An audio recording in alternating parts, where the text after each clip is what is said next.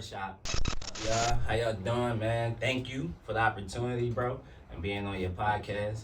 This is really dope. I didn't even know you was doing this, but Appreciate it. thank you for the opportunity, to get the awareness that I need for my brand. So my name is Mike. I own a sneaker restore shop, Original Restorations. I've been doing this since probably like 2016. It's something that I'm passionate about because I love sneakers, and then with the mixing it like basketball is my shit also. So that's what I'm doing right now. Right now it's all about brand awareness. So I'm trying to get everywhere as possible to get my brand out there so everybody can know that you could get a sneaker service in the city. Fact. So go more into the sneakers, and you were saying basketball. Which one came first? Was it the sneakers, the love for the sneakers, or for the love for the basketball? Then it translated into like, okay. It was crazy for real because like it all happened in like one wop. So when I was a young boy, I used to be a little chubby. So my cousins and shit, they started playing ball. Yeah. So I'm like, I'm gonna go play ball with them. As I started to get into basketball, AI came. He was drafted in '96. So from AI being drafted, he had his first pair of sneakers, like the Reebok Question Ones. Like I'm like, yo, I want them. I don't think I got them when I was that young. I think I had got his first sneaker, like the Iverson Ones. But the Questions was the sneaker that put me on to basketball and like the sneaker culture. Cause then I started caring like, all right, what other players got their own sneakers? Then I found out Barkley had his own sneakers. Then of course everybody know about Jordan, and then you know about Penny, and then LeBron. But mostly to me, LeBron is just hoop sneakers for real. But like them, the AIs was like something like was my Jordan. Like how everybody was like, yo, Jordan the best ever. AI was that for me, and that's what really started it. Yeah. So it's a little bit of both when it comes to what we got you into in basketball. So which love is more? Is it basketball or is it sneakers? Damn. If we had to choose one. Like, if I couldn't play ball no more, I would still be cool with doing what I'm doing. Like still promoting sneakers, cleaning sneakers, restoring sneakers, and even like networking and meeting people in the process. Like you feel like you won't be so empty inside. Not at all. I still feel some type of love because I'm gonna incorporate basketball some type of way. Like, but if I couldn't hoop, that I would be cool for real. Just thinking about it, I never really thought about it like that. But I would be cool for real. But for the most part though, I love basketball. Like, that's my shit. So, shit. Right. It's the best stress reliever, bro. Yes. Me. Yes, bro. So I swear. So a lot of it for the people that don't know, where you from? I'm from South Philly, born and raised since I was a young boy. My mom's side of the family is from down south. Okay. They came from South Carolina. My pop was all Philly. He from South Philly. His whole family born and raised from South Philly. They got a big family in the P too. So like that's where they from. When I was coming up, I was like a freelancer at first because I just have a bunch of cousins. So I was everywhere. I used to be 18th and Dickinson, 18th, we used, like around that area it was like Childs. Everybody at Childs used to be there, and then because everybody used to hoop there and shit. And then when like everybody just really stopped balling, we used to just I used to just be a select few people, and then I wound up being around. I met my homie from around my way, around Seawood Street, and I started being around 21st and Seawood once I met my man. And then from there, that's where I had gotten all my trouble and all my bullshit at for real before I like tightened up and got my shit together. Question: how big of an influence is sneakers to your community? Truthfully, I don't think I would have been into sneakers if it wasn't for my community. Mostly. Only because when I was coming up, like, we wanted money.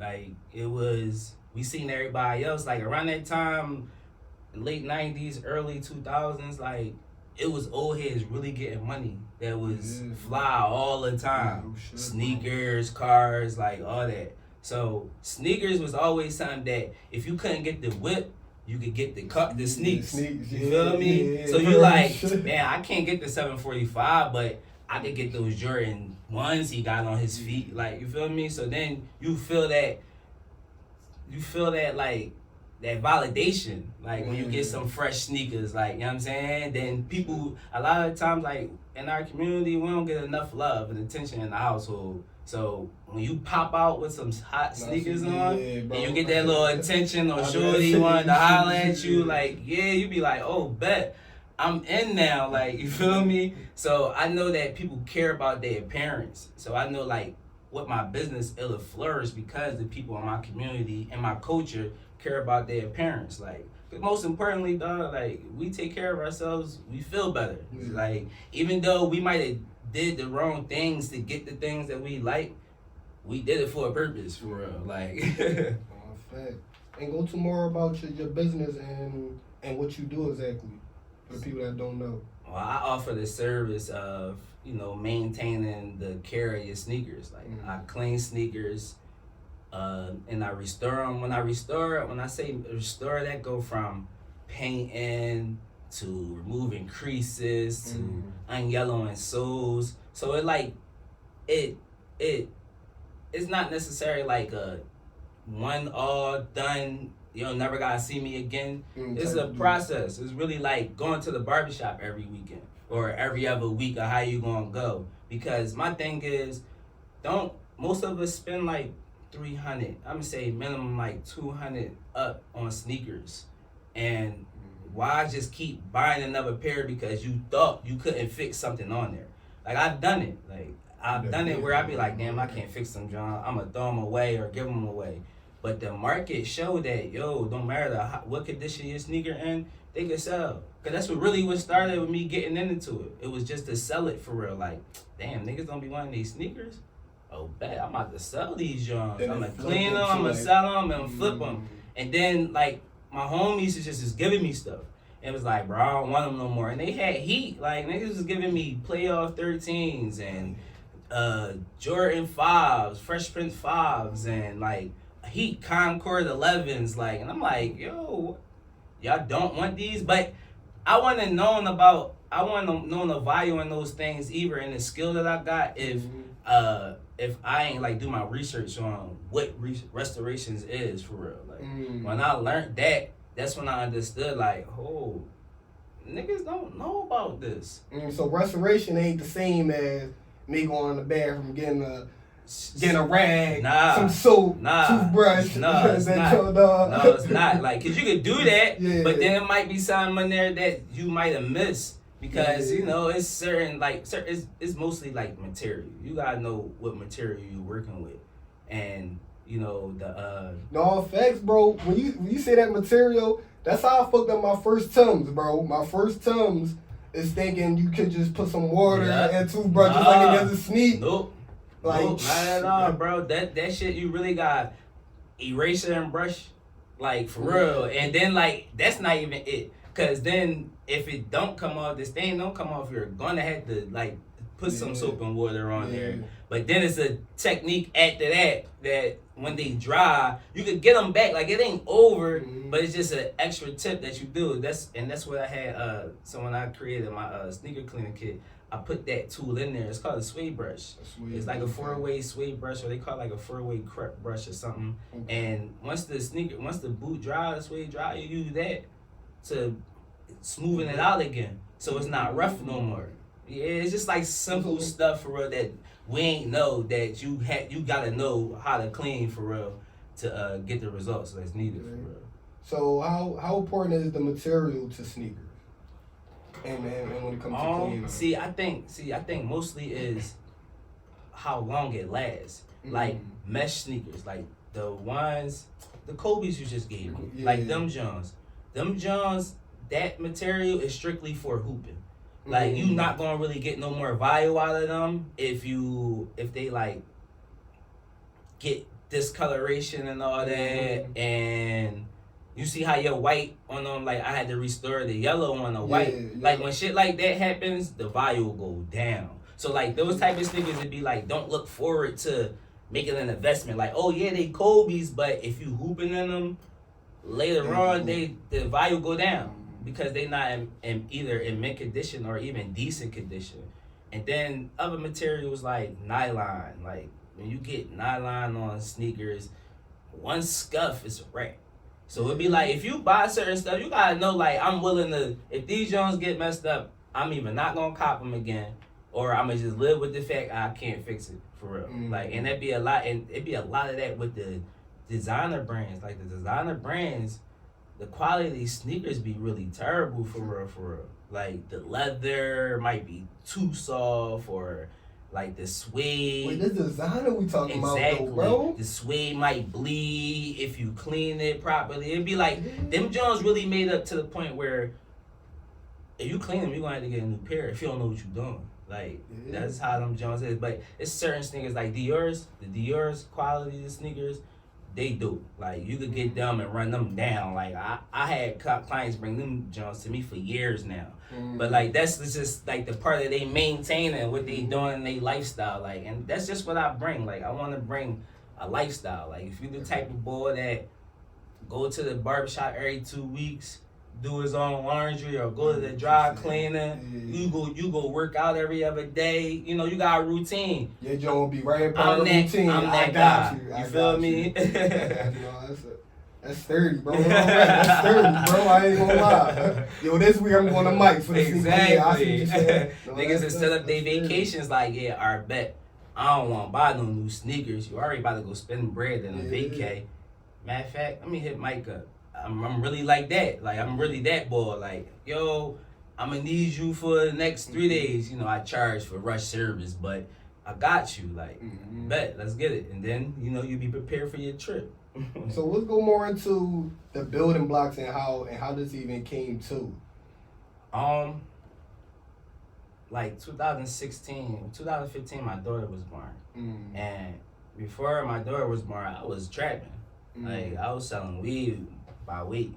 And I was like, I don't want to keep doing this. Like in the middle of that shit, I was making money and I was just like, I'm not happy with this shit. Like, and I even had conversation with my man. I was like, yo, bro, I think I'm falling out of love with hustling. Then he was like, what you mean? And I'm like, this shit don't, like, I'm not happy doing this. Like, my anxiety is up through the roof. I'm too paranoid. Like, I'm concerned, especially when my daughter came. Like, it was just instantly, like, I just started thinking about you might lose your freedom, nigga. Like, you keep playing out here. So I had a close call and shit when I got pulled over by the boys. And I think I had a couple apes on me. And it was in the stash, but they smelt it. And they was determined to find this shit. Yo, God bless me that day, because they did not find that shit, bro. No, they did not find it. So yeah, that bro, it was like, I ain't even gonna put it on blast. I'm already, I got you. That's the cut. Yeah, exactly. Like, it's like them cars. Like, if you know the car was an Impala, if you know the car is like spots in them Jones. Yeah, okay. But bro, word, bro. No, word. Niggas know. Some niggas know. But I had got away. And after that, I just was like, man, fuck this shit. I'm not grinding no more. Like, I'm cool. I'm like, I had no bullshit. I think I had like $800 saved up, $800 or $900 saved up. And I had a conversation with that's my wife now, but my baby mom at the time, she was like, I was telling her like, yo, I feel like a nut, because only thing I could think about with making money off of this money is drugs. Like, I feel stupid. And I'm like, I'm way much smarter than this. Like, I know I am. So I was like, I'm a chill. And something came up. I think I was cleaning. I normally just regularly clean my own sneakers. So I was cleaning a pair of my Jordan 13s. that he got Game Jones, and like on the white part of them, they start yellowing. So I was like, damn, how the fuck? I scrubbing this shit out them Jones, like, oh fuck, this shit ain't coming on. Like, what the fuck? I gotta paint this shit. So I'm like, looking online, like I go right to YouTube University. Yo, how to clean Jordan 13s or something. And there was this boy at the time called Retro Sneakers, or Retro Sneakers or something like that.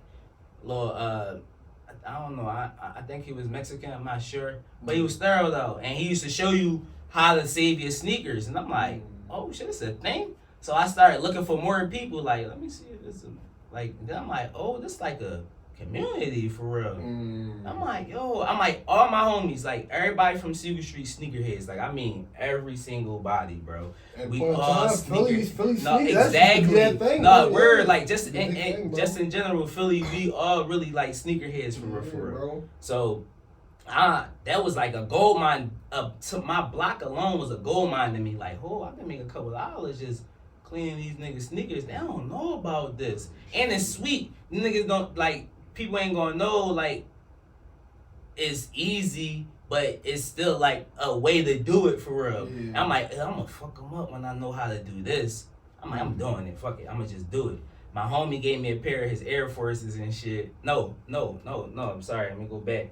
So I'm in the crib. Me and my daughter. I'm like on some stay home dad shit because I'm really like not trying to hustle. Yeah. Like I'm going into the gym now. I start hitting the right gym. way. Like. I'm go to the gym. I was when I was going to the gym every single day, 6 in the morning or like 5 in the morning before my daughter get up. Like, bro, I was like every single day. I was like, no, I gotta change shit up. Like, so my uncle, he is upstate in South Carolina.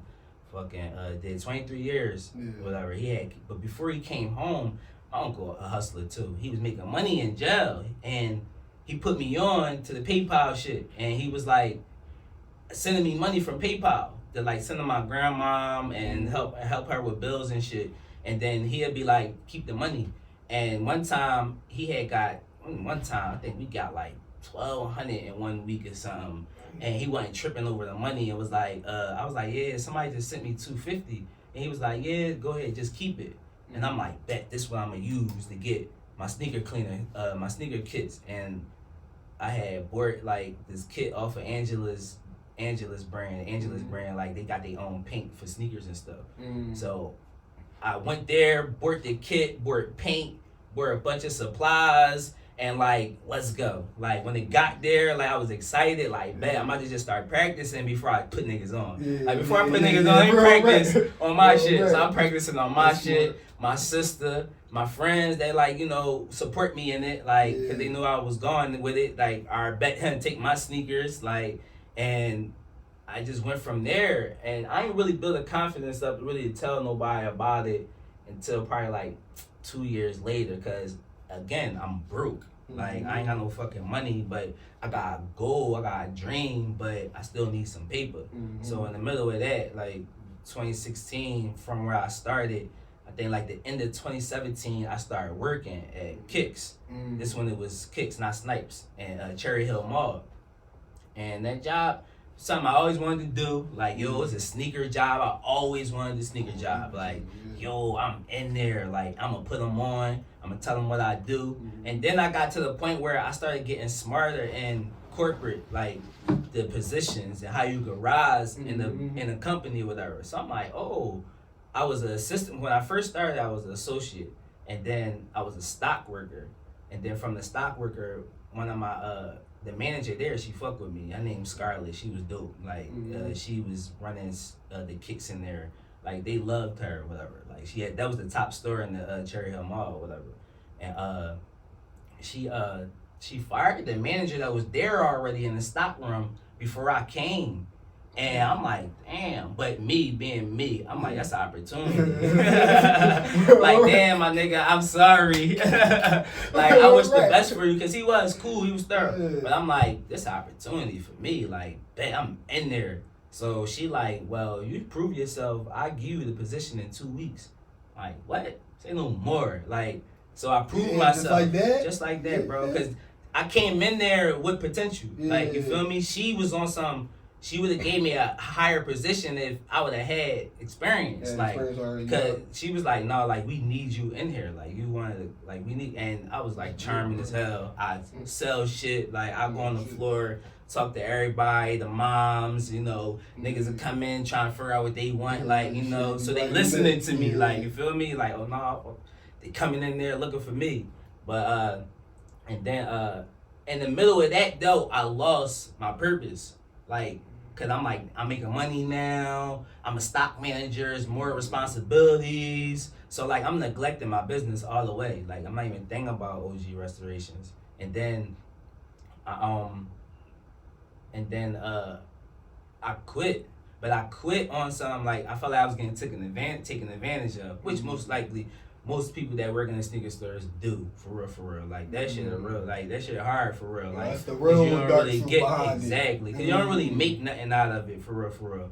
You really make your money from like doing bonuses and stuff, like the little challenges they got inside the company for real. Okay. But for the most part, it won't come from the hourly. Nah, exactly. So I'm like, nah, I need to do something. So now I'm getting back on my shit. Like, all right, I need to have another income. So let me get back in my business and get this rolling again. And then when I quit, like I said, when I quit, they, when I quit. I think I stayed there for like a year and a half. So like the end of beginning of 2018. I was just like, yeah, I'm done. Like, I know my worth. Like, I'm not going to be busting my ass and I'm barely seeing anything. And I'm like, I got something already. I just been stalling on it. So I go back to that. I saved up some money, though, this time from Kicks. So I'm like, cool, ready to build my brand up and shit. It was tough for like a year and a half after I quit, though. Like, man, my girl going through issues, like all the real shit. That's why I love when Nipsey be like, I went through every emotion when trying to pursue what I'm pursuing. Like, he like, real rap, you really do, bro. Like, you can't deny that shit. Like, you gonna go through heartbreaks, disappointments, failures, nigga, you gonna be insecure, like, all that shit. All that shit. So, I went through all that, and then, like, 2020, for a lot of people, was a bad year. It was, like, my best year for my business. Like, literally, like, end of 2019, I started paying bills. Like, I started paying all the bills now. Now I got, like, my money coming in from my business. It's still slow, but, like, I'm managing paper better now. Like, all right, nigga, you ain't got a lot of money, nigga, so you got to learn how to manage this little bit of money, for real. So, when I started managing it well, paying bills 2019, 2020 come, I'm paying bills and still got extra money. So, now I'm like, oh, I'm in a good place now, for real. So I'm like, just keep going, bro. Like, don't even stop. Like, and then 2020 was the first time I seen 5 figures out of the year. I'm like, oh, I ain't never do that before. Like, I think the less I seen this before 2020, it was like 8,000, 9,000 out of the year, bro. Like, that bad. Like, it was that bad. And then 2020 came and it went up. And I'm like, oh shit. And then it got me excited. So now I got the confidence to be like, yo, let me get my paperwork and all that right for my business. Like, you know what I'm saying? Let me get an LLC and let me get a business bank account. Like, let me start building my credit up for real. Like, cause I could really make money off of this for real, man. And then just year after year, I just keep getting better for real. And then now it's mostly for me, it's just branding for real and getting my name out there. I know what I know. I do what I do. But now I need everybody to know that it's somebody in, especially Philly, that's out here that do that. No, facts, bro. And that's what's up. And so, starting from back there, how long you been restoring sneakers for? Since 2000, I'm gonna say, yeah. See, I always been cleaning sneakers since I was a kid. Like, I always was a nigga that So if you really do a little backtrack and you can see it coming if from childhood. Yeah, if I could really backtrack, bro, I already understood that my mom couldn't afford everything that I wanted. So at that time where I knew that, I was kind of like, my mom ain't never, like, me and my mom damn near grew up together, bro. Like, she told me, like, everything. She kept it real with me about everything. When she needed my help, she let me know, like, you know what I'm saying? And I knew that she couldn't afford it. So, bro, take care of your shit. Like, it was just that simple. Like, take care of your sneakers, bro. And I like girls. You not gonna be coming for me because my sneakers dick. Bro, that give your whole confidence, bro. Don't bullshit. Bro, you not gonna come at me because my shit dick. Like, that's dead. Like, my shit gonna be clean. I mean, if you catch me in some dick sneakers, they literally my ball sneakers. Or I'm like my bullshit Jones. Like, I don't work care. Sneakers. Yup, That's for real me. rap. Ball work sneakers. bro. Real rap. Like, that's what I'm on. So yeah, bro, I always like was conscious about keeping my shit clean for real. So that always been since I was a buck for real. That's what's up. So going into one more the sneaker collection, how important is sneaker collecting to a sneakerhead? It depends on who you are. Like I really want people to really express themselves in everything that they do. So you expressing yourself in your sneaker collection, not nobody else. Like that's be the main thing. So you don't need. It's no typical. You gotta have the gotta have J's. this. You gotta have these Balenciagas in there. If you don't got that, you fucked up. If you not on that, if that shit don't look right on your feet, don't wear it. Yeah. Like if you feel like that, it don't look right on you, don't wear it. Just because everybody else rocking it don't mean you got to. And my block, that's how we was on that. If you had the same pair of sneakers on somebody else had on, you was either dick eating. Yeah, You know real what I'm shit. saying? So everybody would be like, I'm gonna get those sneakers, but a different color. A different You know color. what I'm saying? Yeah. Like everybody from my I block ain't was gonna get like the same that. Jones Like out. yeah, like we used to really be like I was the Shit, only bro. one. I'm not gonna say the only one, but mostly the one that popped out with different shit every time. Cause I knew everybody was gonna get the regular old shit. And like I said, I was into the 90s basketball and shit. So I started knowing about Barclays and stuff before a lot of other niggas did. Like I'm like rocking them. And I'm getting complimented by older women, older guys, like, oh, young boy, what you know about them? Like, you know what I'm saying? So I always was conscious about that, like, I'm getting shit that ain't nobody on and the shit that I like mostly. And nah, whatever you like, you get what you like. Like, don't even worry about what everybody else got. But if you want to be like, it's a mandatory thing, like, I feel like you, if you already get a pair of Yeezys, you need to have a pair of Yeezys in the collection. Just because of the value of them Jones later on. Like, they're never making them again. So, like, if you got a pair of Yeezys, tuck them. Like, for real. Like, them bitches really gonna be collectibles, for real. Jordans, only ones I feel like you should collect is the ones that, like, if you gonna collect them just to have them, the ones that he wore. Like, the red ones. Yes, the like, red, the red ones, one. the retros that retro, Jordan wore, like, all right, cool, get them. But for the most part, just be you. Like, get with you, express you through your sneakers. Like, that's all I do for real. Like, I just, if I see some shit that I want, I'd be like, all right, I'm gonna cop it. Like, and then I don't even think about if nobody else got it.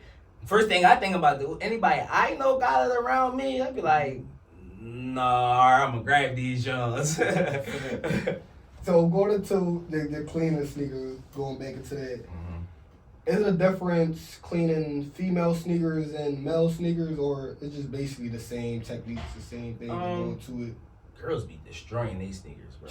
Yeah. Besides niggas, yeah. Yes, bro. Like, girl, I was just telling somebody this too. Like, women, they don't play no games when it come to my service. Like, they pay flat out from the rip. Okay. I be even saying this to deposit. They ain't trying to hear that shit. You doing the job, hear you, like, every woman, bro. Like, never, no hesitation. So deposit more for the niggas. Yeah. Well, yeah. Because girls be straight be like, how much is it? Okay, I got it. And just send it to me. Like, they be sending it to me days before they even drop it off. Drop their sneakers off, bro. Like, women different when it comes to supporting. Even when they support each other, bro. Like, they really different. But, women's sneakers definitely be dogged the most because they ain't cleaning that shit. Like, they not sitting down cleaning their sneakers, especially if you can't throw them bitches in a washing machine. Like, my girl don't clean her sneakers, bro. She wait for me to clean them Jones. Like, my other two girls, my daughters, they don't clean their sneakers, bro. Like, they be hit. My daughter threes, I clean them bitches like every other day, bro. Like, girls don't care. Guys, they a little more. Guys care, but the guys sneakers mostly be like old shit that been sitting for a while that need to be repainted, need to be re-glued, or they might have tried to clean the shit theyself and fucked it up. Or like cause mostly like men be wanting to do that shit themselves. But I got men though that strictly be like, no, I'm paying you for your service. Like, that's your skill. I don't got time to do it. Because most people don't. Like, I even think about it when I try to clean my own sneakers, bro. Like, it's really time consuming. I be like, damn, I gotta clean my shit. Yeah, nah, bro. That's why I was glad when you brung that to my attention. You do that shit, bro. No bullshit. Cause, bro, even me personally, bro, I'm not a sloppy nigga. I like having my sneakers looking certain. Right, You know what I'm saying? right. Looking clean. So when I was young, my older brother always used to be on my ass. Nah, you got clean your sneakers. You just came from outside. Yeah. Your clean joint, you don't look fresh. So I always had the mentality of keeping my sneakers clean. It just came to after high school. Yep. You get to the real world. Yeah. So much going on. You guys. That 15, 30 minutes is like, that shit be eat up so much time. Like, damn, I could have been doing so much other things. Yeah. That's why I said, that's why I plug it into self-care for real. Because, you know, you might have a favorite lay that you try to rock, and the sneaker is not clean. And you like, damn, I don't really got the time. I gotta go get my haircut. And that lay can't fit perfect. Right, like, damn, I gotta go get my haircut. Damn, I gotta go to the market. Man, you know what? I'm gonna hit Mike up. Like, you know what I'm saying? And then now, like, I offer drop-offs at Common Grounds down on 11th Street downtown between Chestnut and Walnut. Yeah, so, like, by appointment now, you can just make an appointment and drop all the sneakers down there. Like, so it's even a smoother process. Because at first, I was doing it all from the muscle. Like, I ain't really had no help. So I would just meet people where I had a meeting location at, you know, to make sure everybody was still safe and shit whenever they did make a transaction with me. But now, like, they could easily go there, for real. Okay, that's what's up. So, if sneakers could tell your story, what pair of sneakers would it be? And what story would it tell?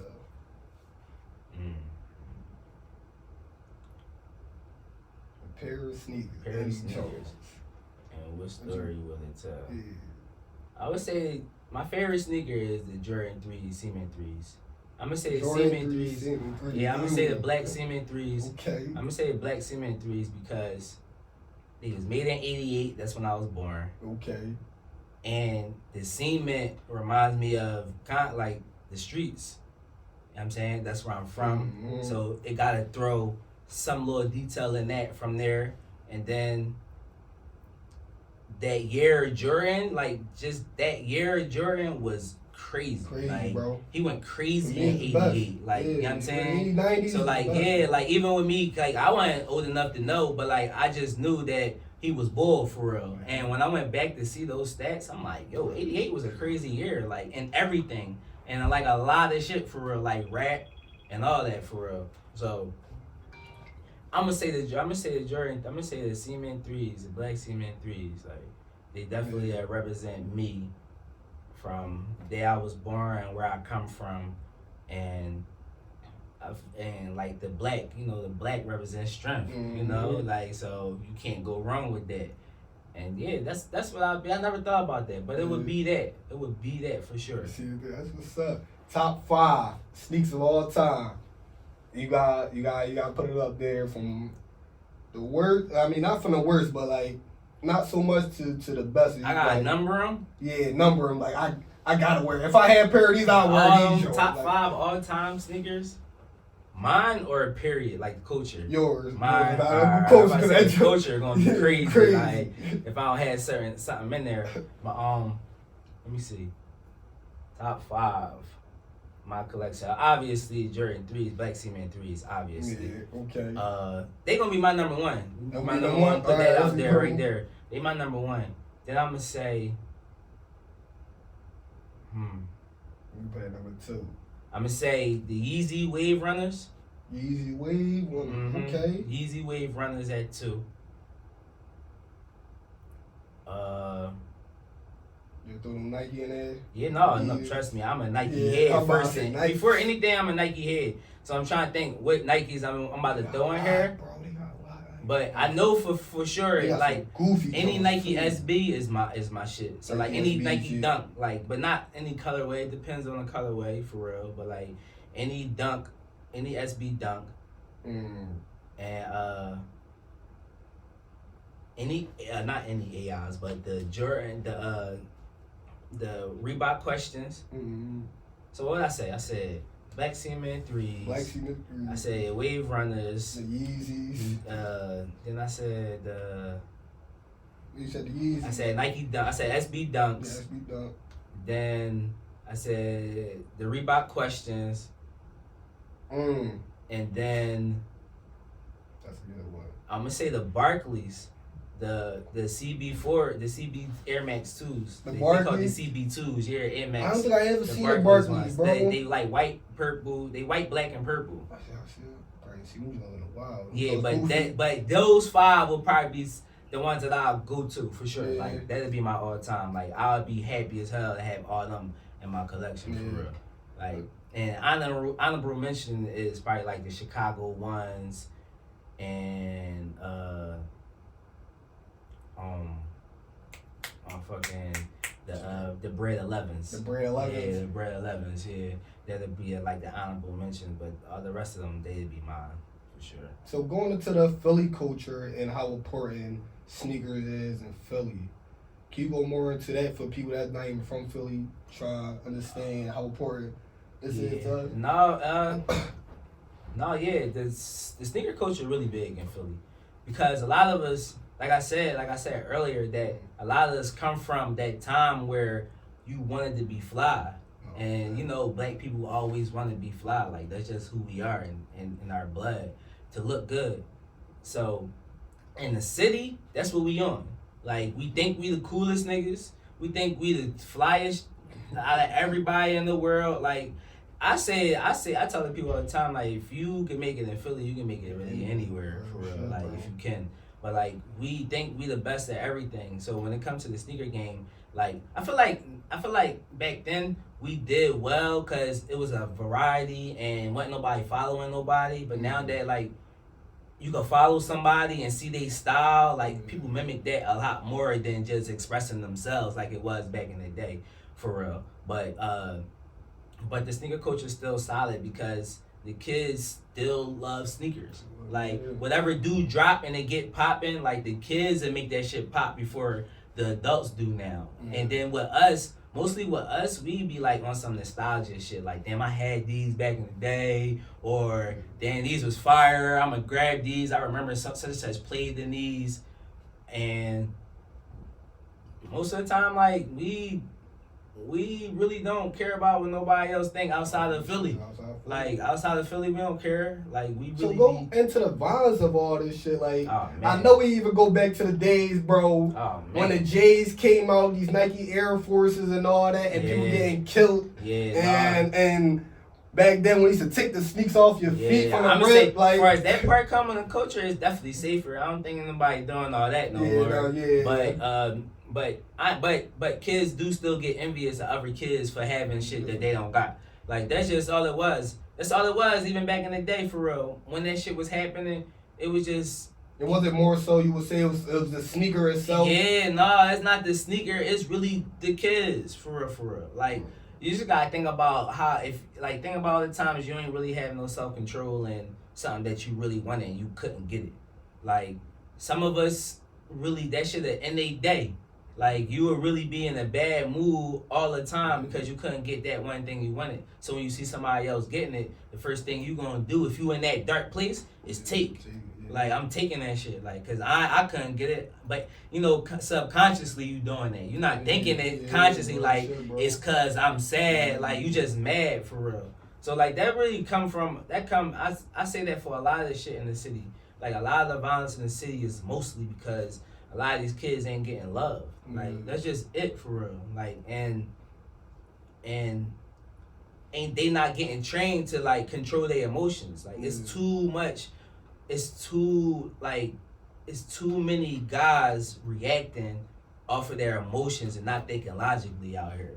Because we was like that. Like as kids, like we ain't have all the sense, but some of us did still have a conscience. Like I ain't gonna do that. Like to my friend, like you feel me, or to my cousin, or my mom. Yeah, exactly. Like now it's like, no, you do me wrong, I'm doing you wrong. Like that's just it now with it. And I think that with me that changed me was that I had to take a loss.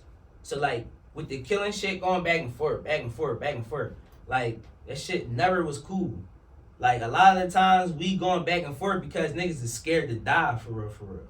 So like you gotta be strong. That's your way of being strong. When the real strength is being like, nah, I don't want nothing to do with none of that shit for real. And when I say take losses, somebody told me when one of my best friends got killed, somebody told me and my homie, he was like, yo, y'all niggas need to learn how to take a loss. He was like, cause only thing that's gonna happen is it's gonna keep going. The cycle gonna keep going. Like the shit not gonna stop. Like he like, y'all niggas need to learn how to take a loss. He like, if you learn how to take a loss and live with it, you gonna be alright. He was right though, cause after I took that loss, I started looking at life completely different. I wasn't on some, I'm ready to go. Like, you feel me? I'm like, man, fuck that. I ain't going on nothing. Like, if it ain't about my family for real, like, I'm not going on nothing. Like, if I didn't put myself in that shit, I don't want nothing to do with nothing. Cause a lot of shit that I was in as a kid was cause of my friends.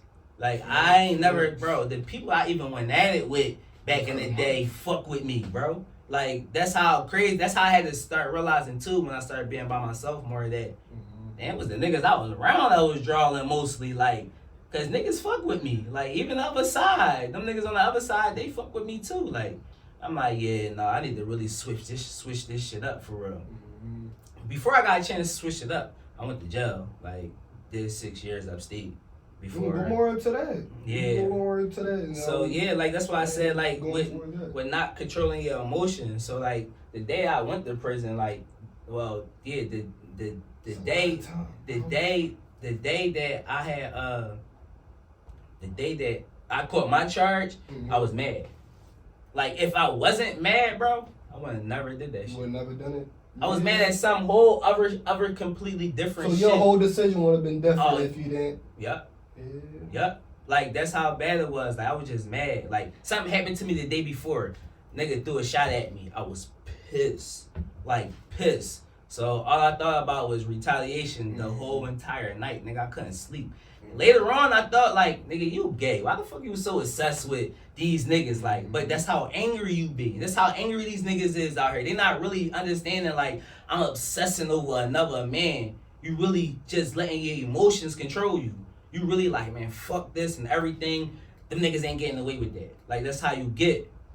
You ain't got no control over that. You gonna end up like how I was. Nigga, 6 years upstate, without your family, no girl, ain't no bitches in there, no money. My mom was fucked up. She ain't really have it. So it was tough in there doing like, you feel me? Like I had them niggas spend bail money on me. When I first got booked, I was out on bail for a year and a half. Like that's the part of my story where I really changed for real. Cause I was like, I went to college, I was in community college, like I had a girl, I had my own car, a job, like I was living the life that how it was supposed to be lived. And then that's when I started realizing like, yo, the streets fake. Like this shit not really real. Like you don't really prosper out this shit for real. Like even though I was in college, like it was a stepping to get somewhere else, like, and you don't do that in the streets. The only thing advancing in the streets is how much money you make. Like niggas don't care about how many bodies you got, none of that shit. It's really how much bread you got and how you gonna show it for real. Like all that body shit, that's some new shit. Like niggas wanted money back in the day, for real. And I thought I was crazy for even thinking that same shit, bro. Cause like even back then when I was young boy, when I was a young boy in the 2000s and shit, like bro, the streets had some kind of sense. If I'm not crazy, bro, you're right, bro. It had some kind of sense, and it had some kind of laws. No, you're right. Cause for the most part, like that's why North Philly different. Cause North Philly run they blocks. They control they blocks. So you ain't just coming up on a block grinding. You feel me? So it's a system behind that. Like them niggas really got a system out there where they supply the whole block. And if you a young nigga out there, you gotta grab off of us.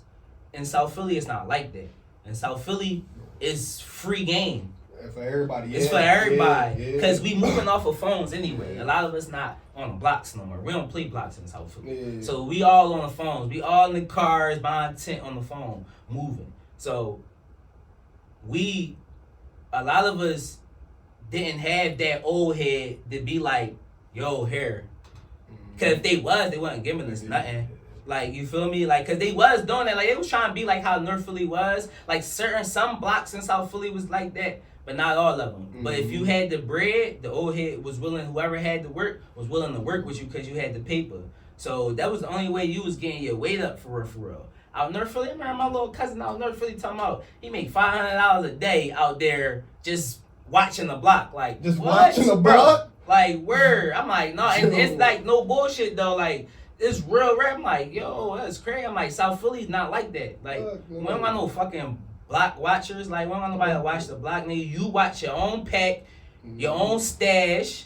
and the boys. Like you do all that on your own for real. I mean, you might be out there deep, but it's different. But that's like for real. That's really was, man. Like niggas wanted money. Like we really wanted money, bro. Like and now it's just oh how many bodies you got? Oh niggas don't respect you because you ain't got no bodies. So in your opinion, how did this shit get so? I guess so confusing them, bro. It's like the bodies is what's the shit we chase after, not the money anymore. It's not even the bitches anymore. It's mostly it wasn't no men around, bro.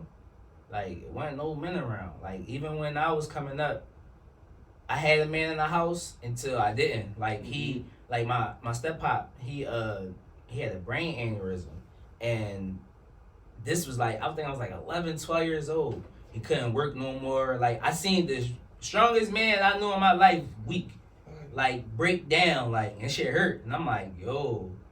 And my mom, she showed her pain. Like, you know what I'm saying? Like I said earlier, we grew up together. So she really showed me a lot of shit. Like and help me understand my emotions before she even learned how to understand her own damn emotions. Like, you feel me? So like she let me know, like, baby, I'ma need your help. Like, you know, Bird not gonna be able to work no more, and I'm not working. She wasn't working. He was taking care of everything. Like we had no worries when he was strong, like at all. Like a nigga and me, if he was healthy all the way through, I would never hustle. Like that's it. Like my mom introduced it to me, like not selling drugs, but like introducing independence to me. Like she was the one to tell me like I'm gonna need help. I'm not gonna be able to do for you the way that I used to, cause you know our situation. My step pop's sick. You know I got a little sister already, so I'm at that age where, I mean, to me, I wouldn't do it to my 12-year-old child, you know, but at that time, it was a different time. You know, yeah. So, and they needed our help. Our moms needed our help at that time. So a lot of us around my age, at that time, when I say I was 12, was all being told that. We all was being told, like, mommy need help. Or we was just witnessing mommy struggling. And it was like, nah, I need the help. So I worked, and then I went from working to, you know, saving up my money to buy my first pack, and it just was like that. Like that's why I said North Philly is different, because you can't go on nobody block and just hustle. I was like, I saved up $200, got first O, and was like, oh, bet I'm out here, like, and that's it. Like I then just went through the ups and downs of that shit for real, going through the bullshit of the streets, you know, niggas, and you know, fucking dealing with the cops and losing money, making money, like all that shit, like. All that shit, but for the most part, it was like men wasn't around. Like the men was supposed to be there for us for real, and they wasn't. Like I feel like I'm 35 now, right? And I think if I talk to a 25-year-old nigga in the streets, like I'm gonna be like, bro, it ain't worth it. Like for real. Like yeah, you gonna be lit for a while. You might get rewarded for the bullshit you doing out in the streets, but like real life gonna hit you. Like if you got kids, bro, don't fuck this shit. Like, figure something out, bro. Like, I'm to the point where I'm telling niggas, like, yo, you dumb if you can't figure something else out. Like, you really gotta figure something else out, bro. There's something else out here. These phones is fucking, like, billions of dollars running through these phones. Like, this should connect us to the world, bro. Like, it's so much shit that we could be doing, for real. And I'm glad that I'm one of them niggas that came from that let niggas know, like, no, I come from that. Yeah. Like, you could really change, for real. Like, I done met a bunch of people doing what I'm doing. And it just elevating my life and making me better, for real. So what's the thing that be pushing all these young niggas to the streets and not just go for their dreams or ideas or anything, something positive besides? Reckon. I'm gonna say I think it's mostly, like I said, bro, I think it's really guidance, because if you don't know it's other options, you're not gonna do it. Yeah. Like if you grow up around a bunch of old heads that only sold drugs, like it's inevitable. You're going to sell drugs. Like, you feel me? You grow up around a bunch of niggas that don't know how to control their emotions and they shooting everything up just because they sad, then you're gonna be like that. Like I feel like it's more of a like niggas repeating the cycle more than anything, for real. Cause if you got guidance, like I be telling my son, I be like, yo, you know about all the internet hustles, but don't do them. Like, how you know about every internet hustle, don't do them? You got a mic in your room, you got a camera, you got a monitor. I'm like, bro, start hustling. Like, for real. Then he just got to, I remember at one point he was like, I don't really want to do gaming because you can't make no money off of gaming. And then when he found out, I'm like, go look that shit up on YouTube. You go look up how much money you can make. He like, yo, I could really make money from being a gamer. I'm like, yes. Like, yes, bro, you could be that. I'm like, you could go to college to be an engineer, to create your own game. Like, you gotta start telling kids that type of game. Like, when kids really fuck with a game, you can be like, yo, you could really do that yourself. Or you could be a part of something like this. Like, that's what you got. No, exactly. You gotta find out what they interested in. Like, and they don't know a lot of times because it ain't nothing out here sparking that creativity. Like, that's why I want to be able to, like, bring rec centers to the city and programs that open the kids' minds for real. Because if you got other things, like, this is dope. This rec Philly job that we in, this dope. Like, this give, if somebody was like, oh, I don't got no space to do a podcast. Nah, that's an excuse, bro. You could do it. Like, you feel me? But nobody wouldn't know if it wasn't out there. So, like, a lot of us don't get that information. They not around nobody that's been through the streets and even been through like college and have kids and work in a corporate business, like, and then create their own business. It ain't a lot of people in our households, in our community that's like that, for real, for real. A lot of the people in our households was in the streets and just was stuck there and then gotta settle for another ass job or something. Like, they not really turning that shit into a career, for real, for real. But the ones that do, they the ones that the kids seeing like, oh no, he was out here before, he different. Like, we need more of them. It's not enough of us doing that for the kids. And like I said, they be bored, bro. Like, these niggas is bored, bro. They sitting around getting high all day long, and they emotions and they feelings. They man probably just got smoked a couple weeks ago. Like, that shit, they ain't over it. Like, so it ain't nothing it ain't nothing that they could do to get that shit off their mind. Like, that's why you said earlier, basketball therapy for me. Like, when I lose anybody, bro, in life, I go shoot around. Like, I swear to God, I go straight to the court. A lot of people, when they lose somebody, they want to get high and ready to go. I'm not like that. Like, I'll get high after I go work out and play ball or something. Like, all right, yeah, I'll go smoke an L, but like, cause shit's still on my mind. But like, nah, I'm gonna fight this. I'm gonna get this energy off somehow, some way.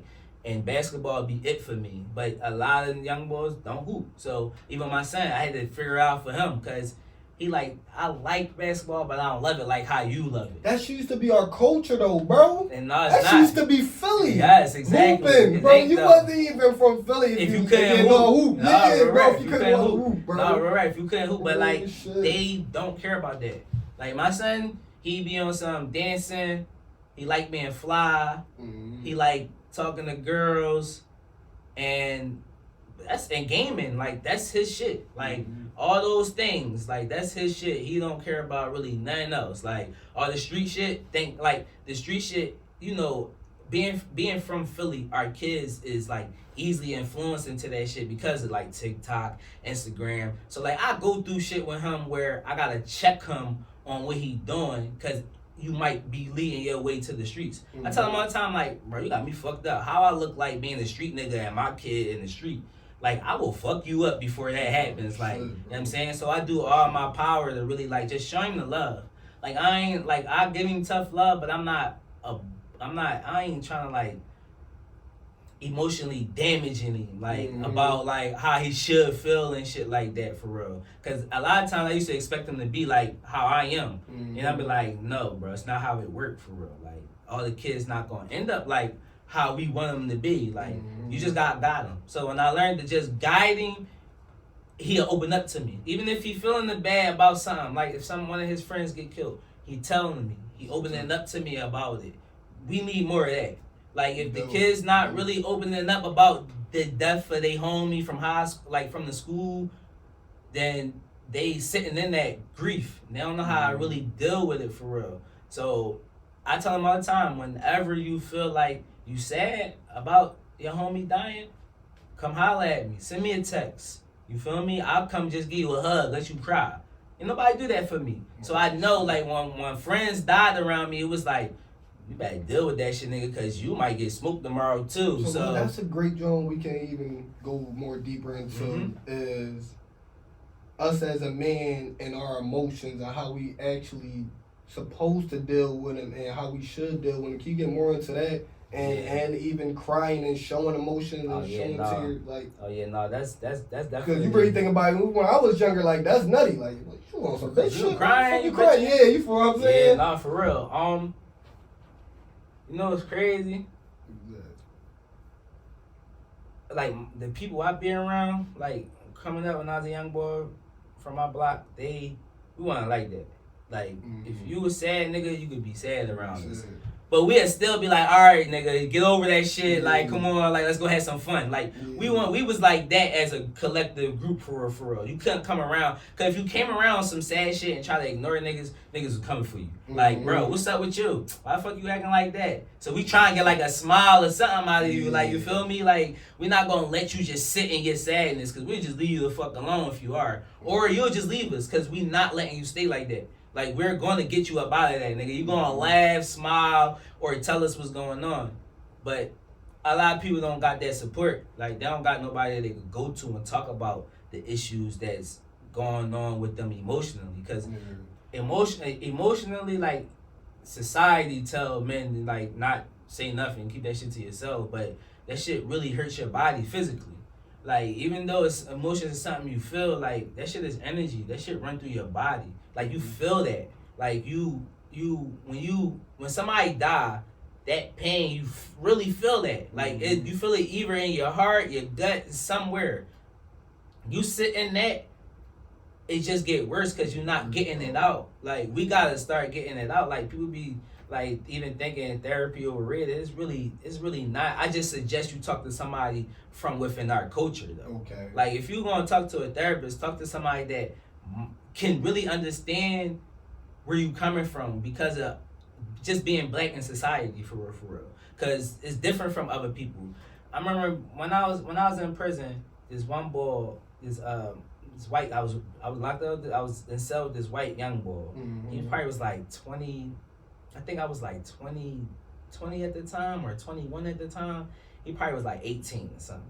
And he was like, what did he say?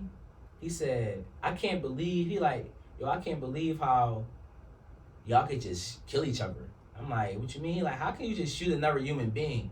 I'm like, what you mean, bro? Like, I was really like, fuck is you talking about? Like, where I'm from, nigga, like, at this time, I'm 21. At this time, nigga, where I'm from, nigga, you don't let nobody do shit to you. Like, you move. And if you ain't moving, niggas is hunting for you. Like, you feel me? So he like, that's really crazy. He like, and him saying it so simple, and we had some dope ass conversations in there, because he used to really open my mind. Him saying that so simple made me feel bad. And I'm like, no, he fucking right.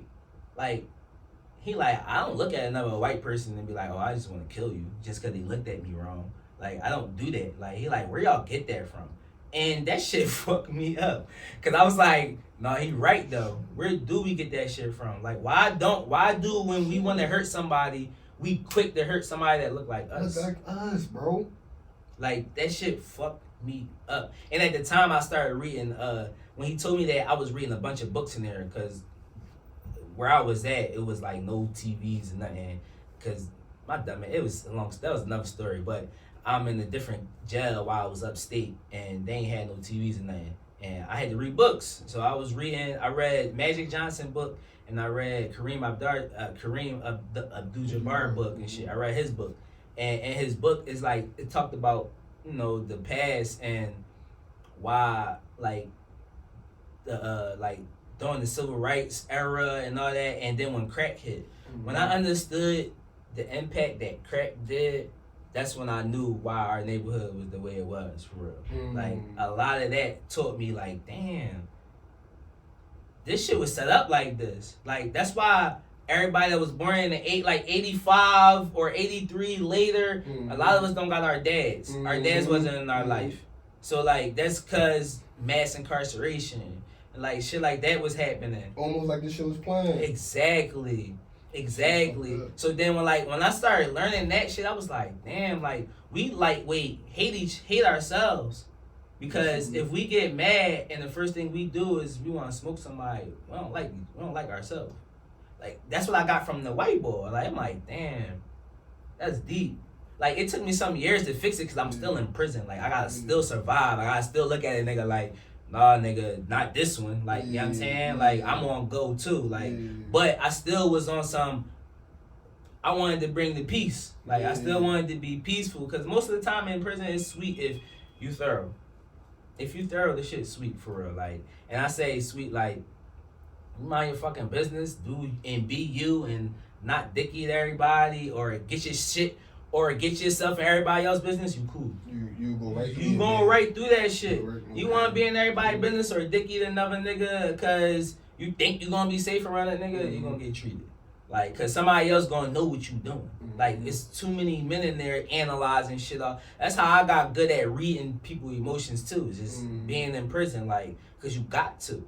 You gotta know when somebody on some shit in that job. But that helped me come out here in the world and just even help me with business and understand people's body language and even messages. You can't text me without me knowing you feel some type of way in that text. Like, that's how well it is with reading people for real. But yeah, that bro, that's just mostly what it is, man. We don't got no guidance in controlling those emotions for real, and we need help with that. And a lot of us gotta just reprogram our brains to start feeling more, like care, like for real, like really care. Like out of all the shit that I've been through and people I've been through shit with, like I really pray for the best for them. Like, you know what I'm saying? And even moving forward in life for real, like I gotta forgive myself for the shit that I did in the past, so I don't have that shit hold me back. Like, oh, I can't live a certain way because what I did in the past for real. It's like, nah, bro. Like, live with the shit you did and move on. Like, you know what I'm saying? And a lot of us not trained to really work through our emotions like that. That's why we need fitness. We need help. Like health is wealth, yo, for real. Like we need, even though we play ball, we still hit the weights. Like you feel me? Like weight training help your mind. You know, give you confidence. Like a lot of kids don't got confidence. I tell myself all the time. Like you start doing shit all the time, you gain confidence from it. Like that's just it. And they don't got that. They don't really got the. Ain't nobody giving them the guidance to let them know is a way out of that depression. Because a lot of niggas just be really depressed for real. Thinking life is over for real. And it's really not. That shit don't. Oh, facts, Shit not over. And just to go wrapping it up, let's go for the people. Where can you find your services? Instagram, any shout outs you want to give to them? Oh yeah, no, I definitely got to shout out some people, man. Like since I started this, I met some amazing people like in this business, and they got me in a lot of rooms and I met a lot of people, like major people. I'ma shout out my man Munch215. You can follow him on Instagram. It's my guy. You probably like my top recruiter, like him and my man O and shit from my block and shit. But Munch though put me on like everybody. He put me on PJ Tucker. That's how I got. That's how I started working with PJ Tucker. Yeah. And like my man DJ A Boogie, same thing. He work at 103 The Beat. That's my guy. He been supporting for years now. Like we been locked in. He put me on. Whenever he invite me somewhere, he like, yo, look, this Mike. He restore and clean sneakers, gives information, like, and people reach back to me. And Green, bro, you know, you met Green, like Green. I just met Green probably like 2 years ago or some shit. I'm not sure, I can't remember. But all love from the rip, like you know, anybody, you love basketball. Niggas click fast as shit when you love basketball, like, and he was like me, going to the gym every morning and shooting around. I'm like, oh shit. And you like sneakers, and then I found out he owned the store. I'm like, oh shit, that's dope, that bro. Shit was just like, it was like automatic. He like, yo, you know, people been trying to like, you know, give me sneakers like the clean. I just tell him I don't know who. I'm like, bet. And it was like, bro, it was like that for everybody. I'm gonna shout out my man Phil too at Common Grounds. That's my guy. He just took a chance on working with me.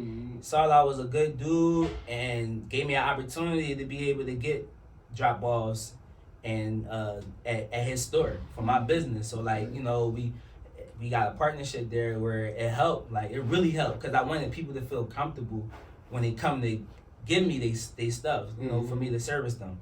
But yeah, who else? My lady, Maya, my kids, you know, they the reason why I do this. Like they the reason why I wanna build wealth and build a brand to, you know, leave behind for my family for real. And my mom, my sister, all my homies, like everybody that know me, that love me, and that I love back, like yeah, that's it, man. Oh, follow me at OG Restorations 215 on Instagram and on YouTube. I'm trying to get the YouTube popping, so y'all gotta show me love on the YouTube, man. Like I gotta get that shit rolling for real, cause I gotta start showing people my skills and how I can help them for real. So like, go to the YouTube there too, and yeah, you can go to my website. My website is ogrestorations.square.site, and you can book your appointment to drop off there. And once you book your appointment, it's gonna show you the process. You gotta send a picture of your sneakers. You know, we set up a date. You come drop off, and then I get you back. Damn, you feel me? That's it. Just like that.